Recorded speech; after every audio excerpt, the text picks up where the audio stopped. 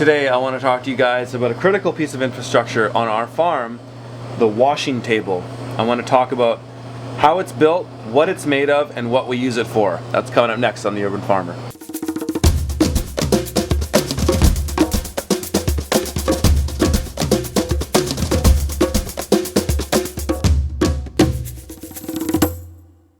This is a piece of infrastructure that is used every single day.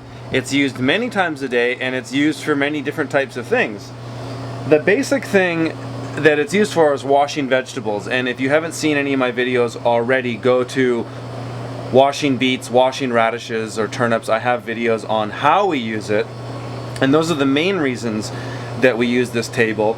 Other reasons we use it for are things like if we need to clean something off, like for example, I had these steel shelving units over there that were dirty because they were sitting outside for a while. I can lay it down on the table, take a power washer, and clean them off.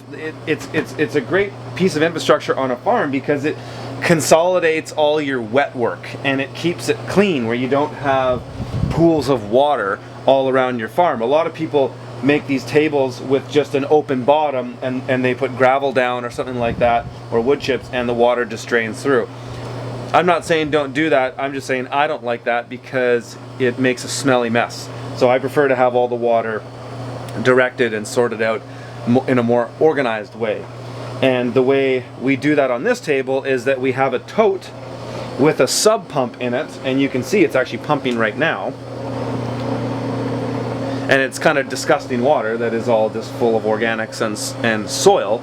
So once a week we'll pump all the water out of this, and then we'll take that mud basically and just put it under a tree or in my bushes or something like that. It'll eventually just work its way back down into the soil. So it gets kind of gross if you let it sit too long. But basically how this works is we have a pool liner on this. So if I go at it from this angle, you can see that it's slightly sloped. So this is just generic blue pool liner. It says Pro Flow on it. You just get it at any hardware store.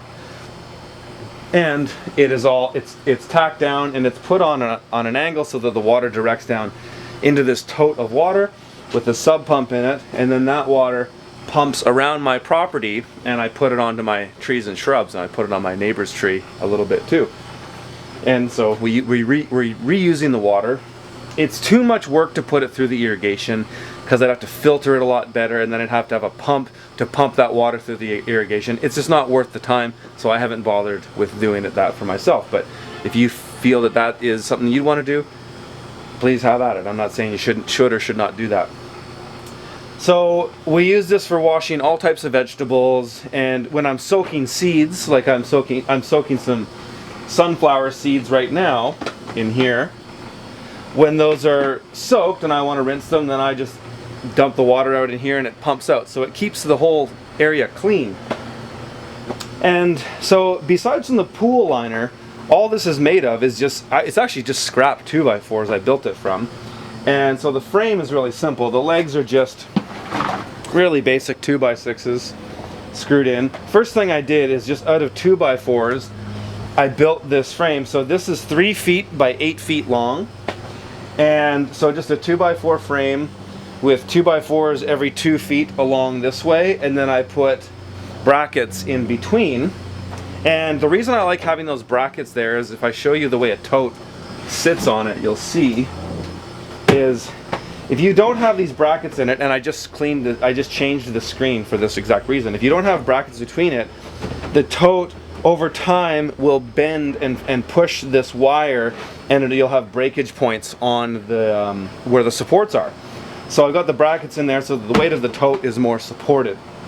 Another way you could avoid that is just to put your brackets close, or your main brackets closer together, like the bottom width of your tote. So maybe instead of putting them 2 feet wide, you could put them 12 inches wide. It's up to you. I just didn't want to rebuild it, so I just recently put new brackets in here.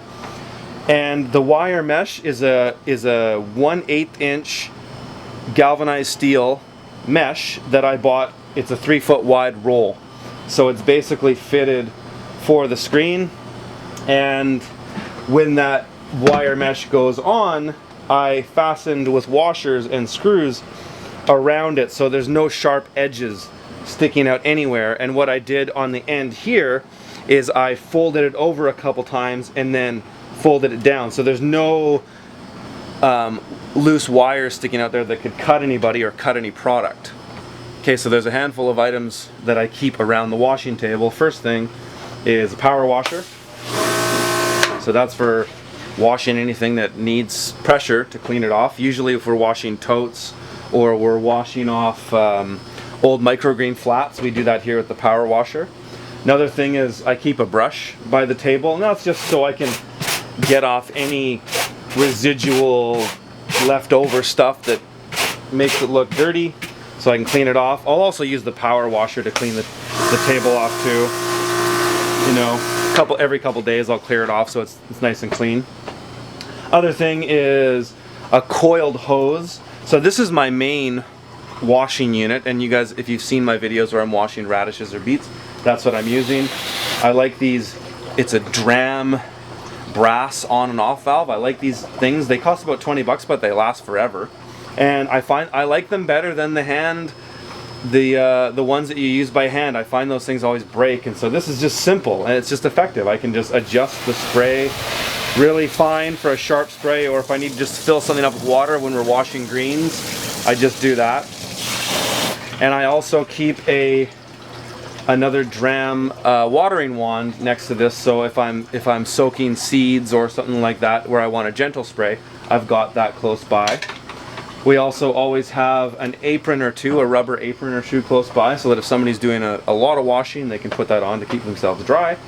And then we also always have a couple pairs of good thick rubber gloves, so if it's cold out and we're washing veg, whether we're washing greens or something, and you want to keep your hands dry and warm, that's there.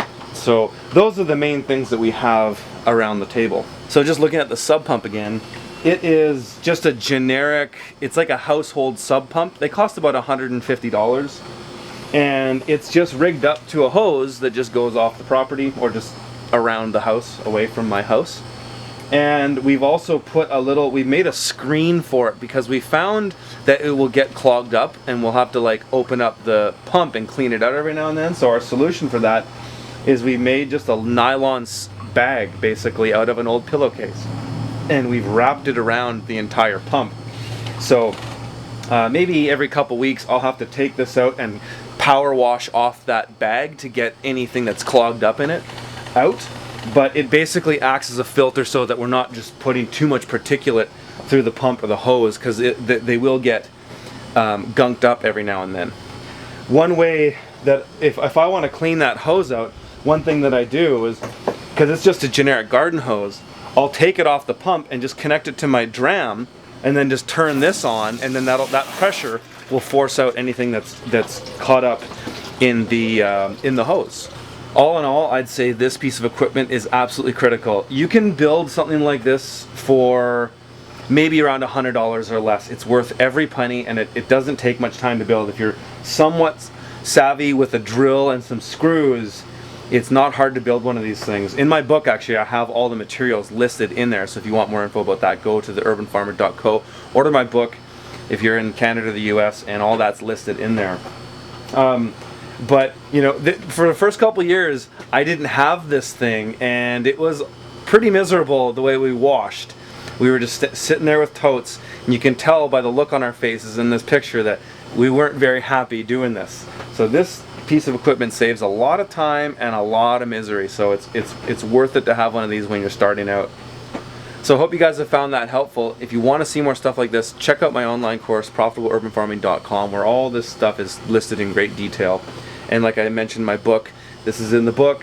Also, if you want to make a donation to the show to help me keep making these videos for free, it's always welcome, and I really appreciate those of you that have donated and continue to do so. You can do that at theurbanfarmer.co/support. Okay guys, we'll see you next time.